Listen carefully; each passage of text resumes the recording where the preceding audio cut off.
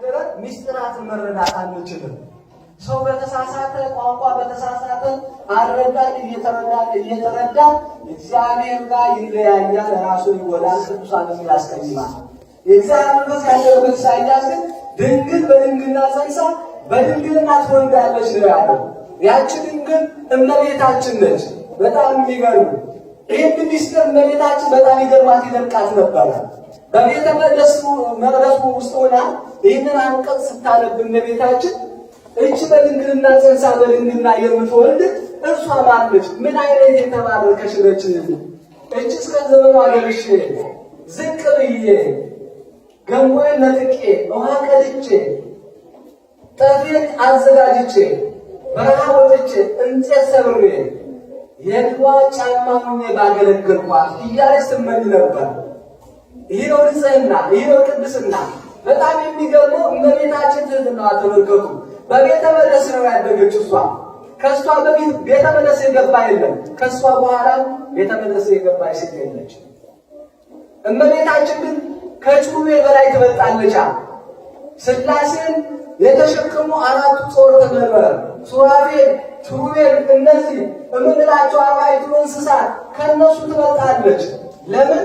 ሥላሴ በእነሱ ላይ በአራቱ ጾርተ መንበር አድረው ሲኖሩ እነሱ በሸርነታቸው ይሸከሟቸዋል እንጂ ሥላሴን ለመሸከም ብቁዓን አይደሉም። እመቤታችን ግን ከሱራፌል ከኪሩቤል ትበልጣለች። ሱራፌል ኪሩቤል መለኮታዊ አምላክን ቀና ብለው አይተውት አያውቁም፣ ሊያዩትም አይችሉም። እመቤታችን ግን በማኅፀኗ 9 ወር ከ5 ቀን ተሸክመዋለች። ከሥጋዋ ሥጋ ከነፍሷ ነፍስ ነስቶ ሰው ሆኖባታል። መለኮት እመቤታችን አላቃጠላትም። መላእክት ግን የክርስቶስን ሥጋ እንኳን አይደፍሩትም። ካህናት አባቶቻችን በእጃቸው የሚፈትቱት መላእክት ይህንን እሳት ለመንካት ስልጣን የላቸውም። እመቤታችን ግን 9 ከ5 ቀን ማኅፀኗ መቅደስ ሆኖ እግዚአብሔር አካላዊ ቃል በማኅፀኗ አደረ። ግን እመቤታችን ለዚህ መመረጥ ያደረሳት ምንድን ነው ስንል ትሕትናዋ ነው። ይህ ትሕትናዋ እግዚአብሔር ወዶታል፣ መርጦታል። ቅዱስ ዳዊት ምን ይላል? እንዲህ ይላል እስመ ፈተወ ንጉሥ ነች ስሚ ወለቴ ወሬ ዋሴ ዝነች። ልጄ ሆይ ስሚ፣ ጆሮሽንም ዘንበል አድርገሽ አድምጪ። ርእስኪ ሕዝበኪ ወቤተ አቡኪ፣ ወገኖችሽና የአባትሽን ቤት እርሺ። እስመ ፈተወ ንጉሥ ነች፣ ንጉሥ ደምግባትሽን ወዶታልና። ይህ ደምግባት ዛሬ ታይቶ የሚጠፋው የሚተወልገው እኔና እናንተ በሥጋ ዓይን አይተነው የምንወደው ውበት አይደለም።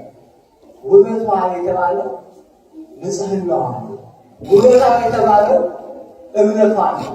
ውበቷ የተባለው ትሕትናዋ ነው። በመቅደሱና ከመላእክት ጋር አብራ እያደገች ከሰማይ መና ወርዶላት እየበላች ከሰማይ ጽዋ ሕይወት ወርዶላት እየጠጣች ምድራዊ ሥጋ ሳትበላ ምድራዊ እንጀራ ሳትበላ ምድራዊ መጠጥ ሳትጠጣ በቤተ መቅደስ ያደገች ነች። አልተኮራራችም። እኛ ጥቂት ነገር ስንይዝ እኮ ሰማይ ነው የምንደርሰው ወገኖች። በትንሿ ነገር የበቃን የተዘጋጀን ፍጹም የሆነ መስሎን በዛች ጥቂት ለራሳችን በምንሰራ ስራ ራሳችን እንደ ጻድቅ የምንቆጥር ብዙዎች ነን። እመቤታችን ግን ተመልከቷ፣ ከዘመኗ ደርሼ ነው ያለችው። ይህንን ምስጢር ኢሳይያስ ተናግሮ አልፏል። ያባት እንግዲህ በዘመኑ አሁን የትምህርታችን መነሻ የሆነው ተማሩ ገቢረ ጽድቅ ለትነብሩ ውስጥ ዓለም፣ በዓለም የምትኖሩ ሰዎች ለጽድቅ የሚያበቃውን ትምህርት ተማሩ ያለበት ምክንያት ኢሳይያስ የእግዚአብሔርን ቃል ባለመስማታቸው እስራኤላውያን ይጎዱ ነበረ። ለጽድቅ የሚያበቃውን ትምህርት ባለመማራቸው ጥፋት ሊመጣባቸው ታዞ ስለነበረ ሕዝቤ እውቀትን ከማጣት የተነሳ ጠፍቷል፣ እንዳይጠፋ እስከ መጨረሻው ማንን ልኬ ባስተማረልን አለ እግዚአብሔር። ትንቢተ ኢሳይያስ ምዕራፍ 6 ቁጥር 7 እስከ 10 ላይ በዘመኑ ዖዝያን የተባለ ንጉሥ ነበረና በድፍረት ወደ ቤተ መቅደሱ ገብቶ ንዋየ ቅድሳትን ይዞ ማዕጠንቱን ይዞ አጠነ። ሕግ ተላለፈ። ክህነት ሳይኖረው በድፍረት ወደ ቤተ መቅደሱ ገባ። ኢሳይያስ በዘመኑ መምህር ነበረ፣ ነብይ ነበረ። ኦዚያንን እንዳይከስሰው ንጉሥ ስለሆነ ከፍ ብሎ አንገቴን ዝቅ ብሎ ባቴን እንዳይቆርጠኛል። ሰማያዊ ንጉሥን ዘንግቶ ምድራዊ ንጉሡን ፈርቶ ፈራ። አንድም ጓደኛው ስለነበረ ጓደኝነቱን ይሻለኛል ብሎ ጓደኝነት መቼም ጓደኛችን ከእግዚአብሔር አይወጣም። በዚህ እግዚአብሔር ያዘነበትና በኢሳይያስ ላይ ለምጽን አመጣ ይላል። በብሉይ ኪዳን ዘመን ኃጢአተኛ ቅጣቱ የሚቀጣው በለምጽ ነበረ። እውቀቱን ጸጋውን እግዚአብሔር ወሰደበት። እግዚአብሔር ከዚህ ሰው ነው ወገኖች፣ እንደ ቃሉ ሐሳብ ካልኖርነ፣ እንደ ስራው እንደ ሕጉ ካልተመላለስነ፣ እግዚአብሔርን ካልፈራን፣ ከእግዚአብሔር ይልቅ ለሰዎች እያዳላን እግዚአብሔርን የምናስቀይም ሕጉን የምንተላለፍ ካለን የእግዚአብሔር ቁጣ በእኛ ላይ ትወርዳለች። በዚህ ጊዜ ኢሳይያስ ባልሆነ ለካ ያ ጸጋ የእግዚአብሔር ጸጋ ነበር። አያችሁ፣ አንዳንድ ጊዜ ሰዎች ሸምተን ባመጣነው ነገር እንኩራራለን። እውቀት የእግዚአብሔር ነው፣ የኛ አይደለም። ሀብት የእግዚአብሔር ነው፣ የኛ አይደለም። ባለጠግነት የእግዚአብሔር ነው፣ የኛ አይደለም። ሰው በከንቱ ነገር ይኩራራል። ኢይትሜካ ጠቢብ በጥበቡ ኢይትሜካ ባዕድ በጥበቡ ዘሰ ኢይትሜካ በእግዚአብሔር። ጥበበኛ በጥበቡ አይመካም፣ ጥበብ እግዚአብሔር። ባለጸጋ ባለጸግነቱ አይመካም፣ ባለጸግነት እግዚአብሔር። ጉልበተኛ በጉልበቱ አይመካም፣ ጉልበት የእግዚአብሔር ነውና ይላል። ኃይል የእግዚአብሔር ነውና፣ ሁሉም የእግዚአብሔር ነውና። ስለዚህ አባታችን ኢሳይያስ የእሱ እውቀት አልነበረ፣ ተወሰደበት። ካላገለገልክበት፣ ካልተጠቀምክበት ወስጃለሁ አለ። እግዚአብሔር ቸር ነው፣ መሐሪ ነውና ኢሳይያስ ከጸጋ እንደተራቆተ አይቶ ክብሩን እንዳጣ ተመልክቶ እንዳው ሕዝብ ሊጠፋ ነውና ማንን ልኬ ባስተማረኝ አለ። ኢሳይያስ ምን አለ? አምላኬ ሆይ እኔ እጅ አስተምርልህ ነበር፣ የጠፋውን መንጋ የጠፉትን ሕዝቦች መልስ ነበረ። ነገር ግን እኔ ለምጽ ነዶብኛል። በአባቶቻችንና በሙሴ ሕግ ደግሞ በሀገራችን እንደምታውቀው ለምጽ የወጣበት ሰው ኃጢአተኛ ነው። እኔ በደለኛ ያለው በሕዝቡ ላይ ቁሜ አስተምር እንዴት ይቻለኛል አለ። በዚህ ጊዜ እግዚአብሔር አምላክ ሱራፌ መልአክን ሂድና ከሳሙኤል መቅደስ ከኢዮር መምህር ፍህም በወጢት አምጥተህ በከንፈሩ ላይ አስቀምጥለታል። ሱራፌ መልአክ ይዞ መጥቶ በከንፈሩ ላይ ሲያስቀምጥለት ተሐገለ ኃጢአተከ ኃጢአትን ይቅር ብዬልሃለሁ። ተሐገለ ኃጢአተከ ቢል የተወሰነብን ጸጋን መልሼልሃለሁ አለ። መልአኩ የካህናት ፍህሙ የሥጋውና ደሙ ምሳሌ፣ ኢሳይያስ የምዕመናን ምሳሌ ማለት ነው። ያን ጊዜ ከለምጹ ነጣ፣ የሀብት ትርኢቱ ተመለሰለት ኢሳይያስ። ከዚህ በኋላ ነው እንግዲህ የትምህርታችን መነሻ የሆነው ኢሳይያስ እግዚአብሔር ባለመፍራቱ ሕግ እየፈረሰ ዝም ብሎ በመመልከቱ እግዚአብሔር ቀጥቶታልና ከአሁን በኋላ ግን እግዚአብሔር እንዳልበድል ሰዎች እግዚአብሔር ላይበድሉ አለ። ምን አለ? ጸሎተ ኢሳይያስ ተብሎ በሚነገረው አይነት ቃል ነው የትምህርታችን መነሻ። በትንቢቱ ሳይሆን ጸሎተ ኢሳይያስ የተባለ ጸሎት አለ። ኢሳይያስ አብዝቶ የጸለየው ነበር። በጸሎተ ኢሳይያስ ምዕራፍ 12 ላይ እንዲህ ይላል፣ በሌሊት ገይስ መንፈሴ ኀቤከ እግዚኦ፣ አቤቱ አምላኬ በሌሊት ነፍሴ ወደ አንተ ትገሰግሳለች አለ። ምን ልታደርግ? እስመ ብርሃን ትእዛዝከ በዲበ ምድር፣ ትእዛዝ መመሪያ ሕግ ለዚች ዓለም በዚች ምድር ብርሃን ነውና አለ። የእግዚአብሔር ሕግ ብርሃን ነው። ዛሬ ዓለም እየተቸገረ ያለው ዓለም ራሱ ሰላም ያጣው ዛሬ የተረጋጋ ሲመስለው ነገር እየተመጣበጠ ያለው ለምንድን ነው ስንል ያ ብርሃን የሆነው የእግዚአብሔር ሕግ ከመካከላቸው አስወግደው ስለጣሉት በእግዚአብሔር ሕግ ሳይሆን በራሳቸው ሕግ ብቻ ሕዝብን መምራትና ዓለምን ማስተዳደር የሚችሉ ስለመሰላቸው ዛሬ ሰላም ሲሆን ነገ ሁከት፣ ዛሬ ተረጋጋች ባለ ነገ ጦርነት፣ በዓለሚቱ ምድር የምናየው የእግዚአብሔር ሕግ ሰዎች እያስወገዱ ስለመጡ ነው። ምክንያቱም ኢሳይያስን እስመ ብርሃን ትእዛዝከ በዲበ ምድር አለና ዝኩርና ተማሃሩ ገቢረ ጽድቅ እለትነብሩ ውስተ ዓለም፣ በዓለም ውስጥ የምትኖሩ የጽድቅ ትምህርት ተማሩ። እስመ ሀልቀ ኃጥእ ዘኢይትሚያ ገቢረ ጽድቅ በሊበል ወኢይገብር ሰናይ። መልካም ትምህርት ያልተማሩ ሰዎች በዚህ ችግር ላይ አልቀዋል፣ ተጥፈዋልና መልካም ነገር ጽድቅን ሊሰሩ አይችሉምና ይላል። የእግዚአብሔር ቃል ካልተማሩ ጽድቅ አይሰሩም። ጽድቅ ካልሰሩ ደግሞ ያልቃሉ፣ ይጠፋሉ፣ ከእግዚአብሔር መንግሥትም ይወገዳሉ ይላል። ስለዚህ እኛ የእግዚአብሔርን ቃል መማር ለምን አስፈለገን ስንል እጠና ገሌልና የእግዚአብሔርን ቃል መማር ያስፈለገው ለምንድን ነው ስንል አንደኛ ቃሉ መማር ያስፈለገን የእግዚአብሔርን ቃል ከመራ ለመዳን ነው። ቃሉ መማር ያስፈለገን ለምንድን ነው? የእግዚአብሔርን ቃል ከመራ ለመዳን። የእግዚአብሔርን ቃል የምንራምበት ዘመን እንዳለ መጽሐፍ ቅዱስ ይናገራል። ትንቢተ አሞጽ ምዕራፍ 8 ቁጥር 11 ላይ እነሆ በምድር ላይ ረሃብን የሚሰጥበት ዘመን ይመጣል። በምን ላይ? በምድር ላይ። በዚህኛው አይሁን በዚህኛው ሀገር አይደለም እግዚአብሔር በምድር ሁሉ ላይ ረሃብን የሚሰጥበት ዘመን ይመጣል ይላል ጌታ እግዚአብሔር። የእግዚአብሔርን ቃል ከመስማት እንጂ እንጀራን ከመብላትና ውሃን ከመጠማት አይደለም። ያራብ የተባለው የእንጀራ እጦት እንዳይመስላችሁ፣ ያራብ የተባለው የውሃ እጦት እንዳይመስላችሁ። ረሃብ የተባለው የእግዚአብሔርን ቃል የምትራቡበት ዘመን ይመጣል። ከዚህ ዘመን እግዚአብሔር ሰው እኛ ልጆች በቤተ መቅደሱ ሁለት ቅዳሴውን አስቀድሰናል፣ ተአምሮ ሰርተናል፣ ወንጌሉንም እየሰማን ያለው እግዚአብሔር ይህንን አያሳጣም። ይህን ግን ያጧል እንኳን በውጭ ዓለም በሀገራችን ኢትዮጵያ እንኳን ጊዜሩ በጠረፍ ኢትዮጵያ ያሉት መምህራን አጥተው ካህናት አጥተው መናፍቃን በዝተውባቸው የእግዚአብሔር ቤተ መቅደስ ተዘግቶባቸው ተአምር መስማት ያልቻሉ እኛ ግን እድለኞች ነን። ስንት አይጉር አቆራረጥ ስንት ማርቆስ አቆራረጥ እግዚአብሔር አሁን በመቅደሱ ስር ሕያው የሆነ ቃል እየመገበን ነው። እድለኞች ነን። ይህን የተጠሟሉ ዛሬ ዓለሙ ስናይ እግዚአብሔርን አልቆታል፣ እግዚአብሔርን አስወግዷል። የእግዚአብሔር ድምፅ አያስፈልገንም ብለው የሚያደርጉበት ቤተ ጸሎታቸውን እየዘጉ የጭፈራ ቤት ያደረጉ ስንት ናቸው።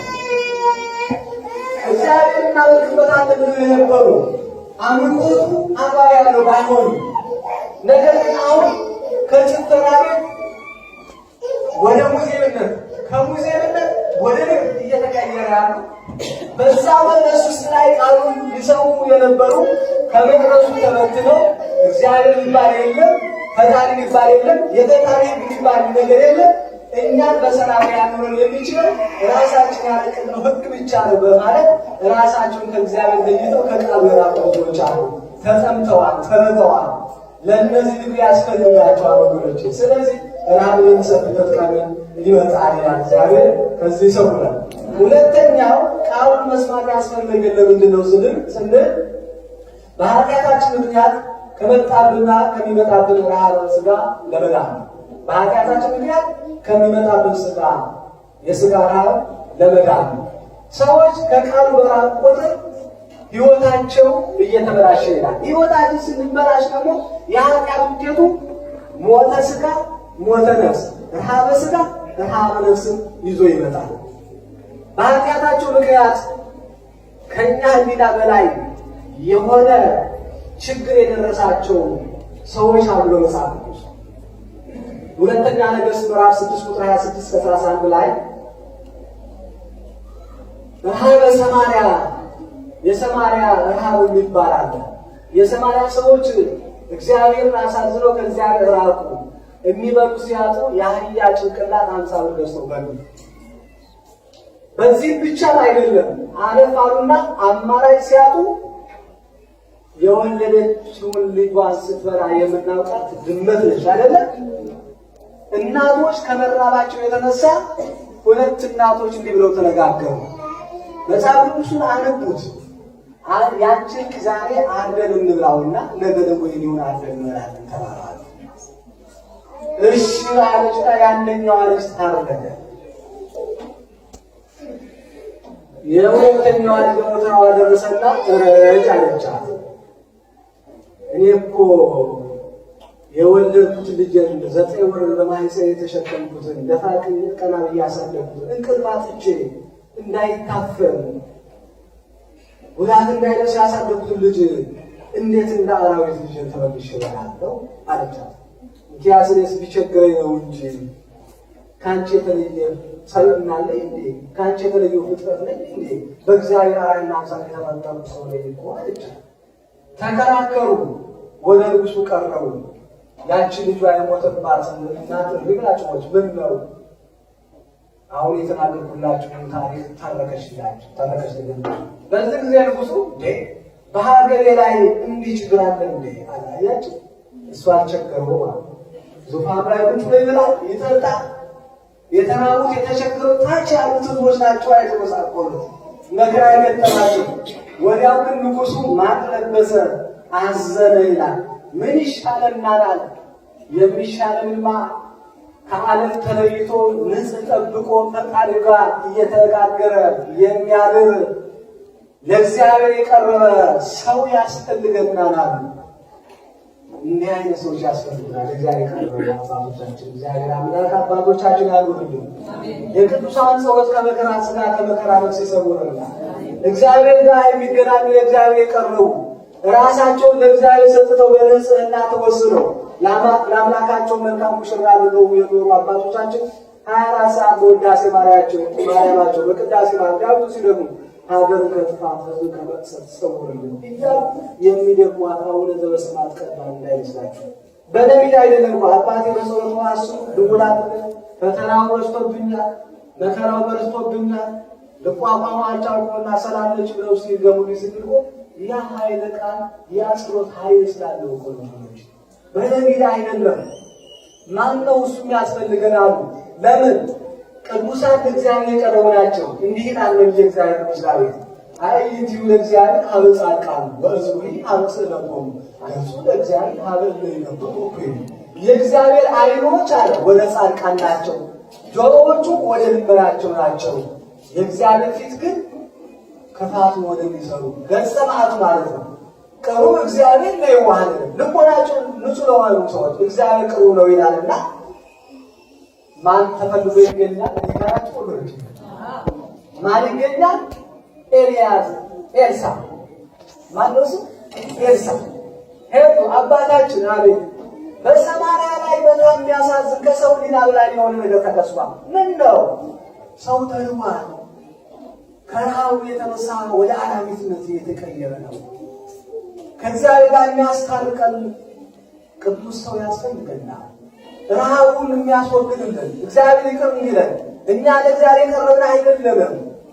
እግዚአብሔር አመቅባቻን ጸሎታችን ከፊቱ አልደረሰም። በዚህ ጊዜ ኤልሳዕ እኔ ጸልያለሁ፣ እኔ ለምናለሁ፣ እኔ አማልዳለሁ፣ ነገር ግን እናንተ አለ ሁለተኛ ነገሥት ምዕራፍ 7 ቁጥር 1 ላይ ስሙ ቃል ነገር ግን የእግዚአብሔር ቃል ስሙ አለ። የማን ቃል ስሙ? ወደ መቅደሱ ገስግሱ፣ ልቦናችሁን ከክፋት መልሱ፣ በሕጉ ተመሩ፣ ራሳችሁ ዝቅ አድርጉ፣ እንደ ሥጋ ፈቃዳት ሂዱ፣ በመንፈስ ተመላለሱ አለ። ቅድም አባታችን ምን ነበር ያሉት? እኛ ኃጢአተኞችን ብትምረን ያን ጊዜ መሐረት ይባላል። ጻድቃን ከሥራቸው የተነሳ ትምራቸዋለህ። እኛ የሥጋን ሥራ እንዳንሰራ የመንፈስን ሥራ እንድንሰራ ቀናው መንገድ አስተምረን ሲሉ በመጨረሻ ላይ አዎ ስሙ ቃል የእግዚአብሔር ቃል ስሙ አላቸው። እሺ እንሰማለንና ሁሉም ተመለሱ። ኤልያስ ድምፅ አከበሩ። ኤልሳዕ ወደ እግዚአብሔር ጸለየ። አቤቱ እግዚአብሔር አምላክ አንተና ተሰማት ይዛልና እንደ ኃጢአታቸው ብዛት ሳትመለከት ቸርነት መጥራት ይደረግላቸው፣ ምሕረት ይደረግላቸው። በዚህ ጊዜ እግዚአብሔር አልዘገየም። በሰማይ ደመና ሳይታይ እህል በከተማይቱ እንዳለ ተፈራረቀ። ከሰማይ ዝናብ ሳይወርድ ቀናያት አብህርት ወንዞች ሁሉ ውሃ ተሞሉ ይላል። ንጉሡ ግን ተደነቀ። በእውነት በሰማይ ደመና ሳይታይ ዝናብ ማውረድ ይችላል እግዚአብሔር? ከሰማይ ዝናብ ወርዶ መሬት ሳትታረስ ይህን ያህል እህል እንዴት በከተማችን ላይ ይበረክተናል? እክለ ሰማርያ ትርያ ወይ ትጥዕማ። ነገር ግን ተጠራጥረሃና የእግዚአብሔር ሥራ የሰማርያ እህል ይህ የበረከት ታየዋለህ እንጂ አትቀምሰውም አለው ኤልሳዕ። የዛን ጊዜ ንጉሡ ሳይቀምሰው ሞተ። ሌሎቹ ግን ከፈተና ከመከራ ዳኑ ይላል። ሁለተኛ ላይ ነው። ሶስተኛ ላይ ነው። እሺ አራተኛ ቃል መስማት ያስፈልገን ምንድን ነው ስንል ጥፋት በእኛ ላይ ከጥላቶቻችን ቢታወጅብን እግዚአብሔር ስለሚመልስልን ቃሉን ስንሰማ ወደሱ ስንመለከት መጽሐፈ አስቴር 7:1 ላይ በእስራኤላውያን ላይ ሐማ የተባለ ሰው ዘራቸውን ሊጨፈጨፍ እስራኤላውያን ሁሉ አይሁድ የተባለ ሁሉ በዓለም ያለው ሁሉ እንዲሞት እንዲቀጣ ንጉሡ ጋር ሄዶ መርዶክዮስ ለምን አልሰገደልንም ብሎ በእስራኤላውያን ላይ የጥፋት አዋጅ አውጆ ነበረ። መርዶክዮስም ወደ አስቴር መልእክት ላከ። ይህ ሐማ የተባለ ሰው ተነስቶብናል፣ ሊያስጨርሰን ነው፣ እባክሽ ከንጉሡ ግቢና አማልጅን ጸልይ። እሷን ምን አለች? ለ3 ቀን እንጀራ ሳትበሉ ውሃ ሳትጠጡ ሁላችሁ በጸሎት አስቡኝ አለች። ሰው ሁሉ ጾምና ጸሎት ያዘ፣ ወደ እግዚአብሔር ቀረበ። ለሕግ እንገዛለን፣ አምላካችን ሆይ የመጣብንን ጥፋት ከኛ ላይ አርቀው ብለው ጸለዩ። የእግዚአብሔር ድምፅ ሰሙ። አስቴር ለእግዚአብሔር ተገሩ፣ ጸልዩ አለቻቸው። እሺ ለእግዚአብሔር እንገዛለን፣ ለቃሉ እንገዛለን ብለው ወደ እግዚአብሔር መጮህ ሲጀምሩ ሐማ መርዶክዮስም ለመስቀል ባዘጋጀው እንጨት ላይ ራሱ ተሰቀለ። የሞት አዋጃቸው ወደ ሕይወት ተቀየረ። እግዚአብሔር የተመሰገነ ይሁን። ስለዚህ ይህ ታሪክ ሊሰራ የቻለው ምንድን ነው? ወደ እግዚአብሔር ቃል ተመልሰው እግዚአብሔርን መስማት ስለቻሉ ነው። አምስተኛው ቃሉን መስማት ያስፈለገን ለምንድን ነው ስንል በኃጢአታችን ምክንያት ከታዘዘ ለሀገር ጥፋትና የሕዝብ ቅስፈት ለመዳን ነው። ሰው ከእግዚአብሔር ከራቀ በሀገር ላይ ጥፋት ይወጣል፣ በሕዝብ ላይ መቅሰፍት ይወርዳል። ቃሉን በሚሰሙት ሰዎች ላይ የእግዚአብሔር ፈተና ትደርሳለች። ቃሉን ባልሰሙት ሰዎች ላይ ደግሞ የመጨረሻ ጥፋት ፍርድ ትላካለች። ኦሪት ዘፍጥረት ምዕራፍ 6-7 እና ኦሪት ዘፍጥረት ምዕራፍ 19 ላይ ያለው ተመልከቱ። በኖህ ዘመን የነበረውና በሎጥ ዘመን የነበረው ሕዝብ ስላልተመለሰ በክፋቱ ስለቀጸለ እግዚአብሔር በኖህ ዘመን የነበረው በውሃ ነፈር አጠፋው። ሰዶምና ገሞራን በእሳት ዲን አዝንቦ አቃጠላቸው። ሀገራቸውን ወደ ባህር ቀየራት። ሙት ባህር ያለ የምጠራ 5 ታላላቅ ግዙፍ ከተሞች የነበሩበት የሰለጠነ ያደገ የተመነደገ ሕዝብ የነበረበት እድገቱ በስጋ ነው፣ በመንፈስ አይደለም። ነገር ግን ሂደው መቼም አንዳንድ ጊዜ የስጋ ድፍረት ኃጢአት እየበዛ ሲሄድ ለባህሪያችን ተስማሚ ላልሆነ ባርነት ቀንበር ውስጥ እንገባለን። ዛሬ አደጉ የተባሉ ዓለሞች ወንድ ለወንድ የሚጋቡ፣ ሴት ለሴት የሚጋቡ፣ እነዚህ ለምንድን ነው ስንል መጨረሻው የስጋ ግዝፈት የስጋ ሀሳብ እያየለ መንፈሳዊ ሕይወት እየወረደ ሲመጣ ሰይጣን በስጋ በውስጥ መድረሳችን ለመንፈስ ቅዱስ ማደሪያ የነበረው ሰውነታችን የሰይጣን ማደሪያ ሆኖ ሲጀምር ሰው ባህሪውን ይቀይርና እንስሳዊ ግብርን ይመጣል። በሎጥ ዘመን የነበረው ዛሬ ዓለምን እግዚአብሔር ዓመተ ምሕረት ስለሆነ የመጨረሻ ፍርድ ስለሆነ ምሕረቱ ብዙ ስለሆነ ካሁን በኋላ ክርስቶስ የሚመጣው ዓለምን ለማሳለፍ ስለሆነ የመጨረሻው ፍርድ የሰው ልጅ ከተፈረደበት ለዘላለም በማይወጣው ድቅድቅ ጨለማ የሚኖርበት ስለሆነ ሁሉ በኃጢአት እንዳይጠፋ ለንስሐ ዘመን ሰጥቶ እግዚአብሔር ታግሶታል። ዓለም ግን ከእግዚአብሔር እየራቀ ያለውና ይህ መቅሰፍት ይዞ ስለሚመጣ በሀገር ላይ ጥፋትና በሕዝብ ላይ መቅሰፍትን እንዳያመጣ ማለት ነው። ስለዚህ የእግዚአብሔር ቃል መስማት ያስፈልጋል። ሌላው የመጨረሻው የእግዚአብሔር ቃል መስማት ለምን አስፈለገ ስንል እውነት ለዘላለም በሕይወት ለመኖር ነው። ለዘላለም በምን ለመኖር ነው? በሕይወት ለመኖር ነው። ዮሐንስ ወንጌል ምዕራፍ 5 ምዕራፍ 8 ቁጥር 51 ላይ እውነት እላችኋለሁ ቃሌን የሚጠብቅ ቢኖር ለዘላለም ሞትን አያይም ይላል። ቃሌን የሚጠብቅ ቢኖር ለዘላለም ሞትን አያይም። ቃሌን የሚጠብቅ ማለት ትእዛዙ መጠበቅ። የእግዚአብሔር ትእዛዝ ምንድን ነው የምትለው? ኃጢአት ራቁ፣ አትጨፍሩ፣ አትዝለሉ፣ አትስረቁ፣ አትዘሙቱ፣ አትጣሉ፣ ራሳችሁ አትለያዩ፣ የሥጋን ሐሳብ አስወግዳችሁ ጣሉ፣ በመንፈስ ተመላለሱ፣ እኔ ፍቅር ነኝና እናንተ ፍቅር ያዙ፣ ፍቅር ሳይኖራችሁ ብትመላለሱ ዋጋ የላችሁም ይላል። አንደኛ ቆሮንቶስ ምዕራፍ 13 ላይ ቅዱስ ጳውሎስ በመላእክት ልሳንና ቋንቋ ብናገርም አለ ሥጋዬን ቆርጬ ለተራበ አካል አራዊትን ብሰጥም ሥጋዬን ለእሳት አሳልፌ ብሰጥም ፍቅር ከሌለኝ ግን ምንድን ነው? እንደሚፋሹ አጸናጽልና እንደሚፈስ የድንጋይ ቃል ላይ ያለ የሁሉ ማሰሪያ ፍቅር ነው። እኛ አሁን እዚህ መቅደስ ያለ ሁላችሁ ፍቅር አለ። ዛሬም ላማሽ ፍቅር አላችሁ፣ አንድነት አላችሁ፣ ውስጣችሁ አንዱ። ታዲያ ከመቅደሱ ስሙነ ለምን ከእግዚአብሔር ባትለያያለ? እግዚአብሔር ያታለል ነው ማለት የቅዳሴ ጊዜ አባታችን ምንድን ነው ያሉት? ክፉ ሀሳብና ሀሳብ ሙት ያለበት ግን እጅግ ከአፋዊ ፍሉስ እንዳደረግ እኔም ከሁላችሁ ንጹሕ ነኝ። በንጽሕና ሆናችሁ አትቀሩ። ለሚቆርብ ብቻ አይደለም፣ ወደ መቅደሱ ስትመጡ፣ በእግዚአብሔር ቤት ስትቀሩ፣ ለእግዚአብሔር ስትገዙ ሕሊናችሁን ከኃጢአት ከርኩሰት ከበደል ካላራቃችሁ ቂምና ክፋት ይዛችሁ ብትቀሩ ሥጋው እሳት ሆኖ ደሙ ባሕሩ ያሰጥማችኋል ይላል። ያዕቆብ መጀመሪያ አዋጅ ሲነግረን ምንድን ነው የሚለው? ይህ የአባቶቻችን የሐዋርያት ትእዛዝ ነው። ሰው በልቦናው ቂምንና በቀል ቅናትና ጠብን በባልንጀራው ላይ በማንም ላይ ይዞ በቤተ መቅደስ አይቁም። እውነት በቃሉ ተገዥ ከሆነ ይህ መመሪያ ልናከብር ይገባናል እና የዘላለም ሕይወትን ለመውረስ ቃሉን መስማት ያስፈልጋል። የዘላለም ሞት አለ፣ ዘላለማዊ ሕይወት አለ፣ ዘላለማዊ ሞት ደግሞ አለ። ዘላለማዊ ሕይወት አዝማነ መንግሥተ ሰማያት ነው። ዘላለማዊ ሕይወት፣ ዘላለም ሞት ደግሞ አዝማነ ገሃነመ እሳት ነው።